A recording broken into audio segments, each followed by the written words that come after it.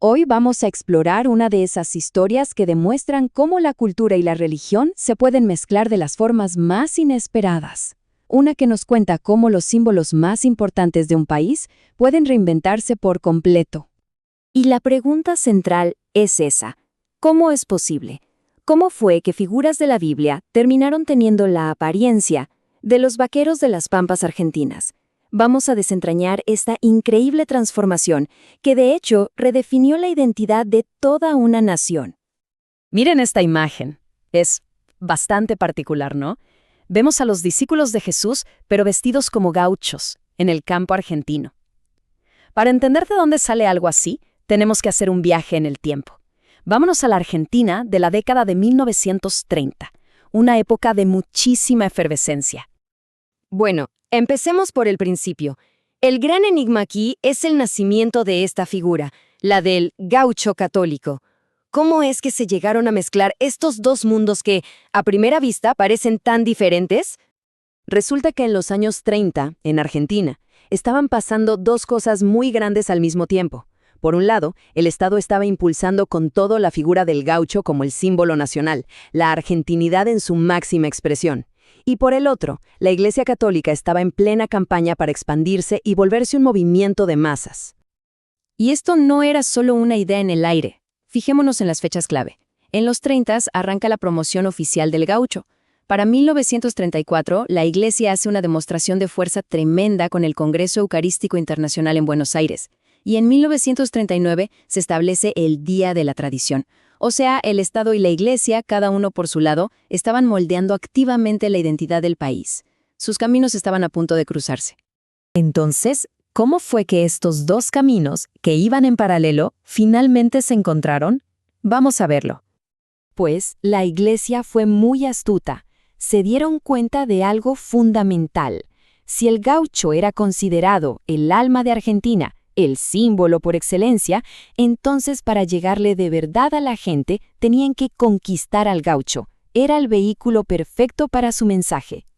Y la estrategia fue, la verdad, brillante.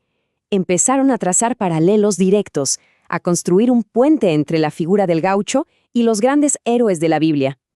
Por ejemplo, tomaron al gran héroe literario Martín Fierro y lo compararon nada menos que con Job.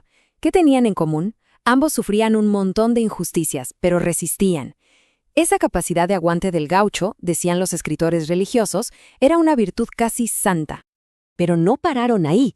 También asociaron al gaucho, con su fama de valiente, a veces impulsivo, pero siempre noble, con el mismísimo San Pedro.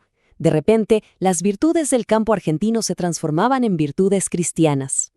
Y esto es clave. No se trataba solo de una simple comparación. Fue una movida estratégica muy profunda para redefinir la identidad del gaucho, para fusionarla directamente con la fe católica. Bueno, todo este proyecto cultural llegó a su punto más alto en la década de los 60, y fue gracias a un gran evento en la Iglesia Católica que le dio el empujón final. Estamos hablando del Concilio Vaticano II. Este fue un momento de cambio radical, porque la Iglesia a nivel mundial promovió la idea de adaptar su mensaje a las culturas locales. Imagínense, eso fue luz verde para llevar esta fusión del gaucho y la fe a un nivel completamente nuevo. Y de ahí salieron dos obras que son el ejemplo perfecto de esto. Por un lado, el Evangelio criollo, que tal como suena, reescribió todo el Evangelio en verso gauchesco. Y por otro, La fe de Martín Fierro, un libro que argumentaba que la gran epopeya nacional ya era, en el fondo, un texto católico. Miren esta cita de El Evangelio criollo. La fe no es algo abstracto, es el poncho enrollado contra el filo del facón. Es decir, es algo tangible, una herramienta del día a día del gaucho que lo protege. Una idea genial. Y así, toda la narrativa bíblica se mudó a la pampa.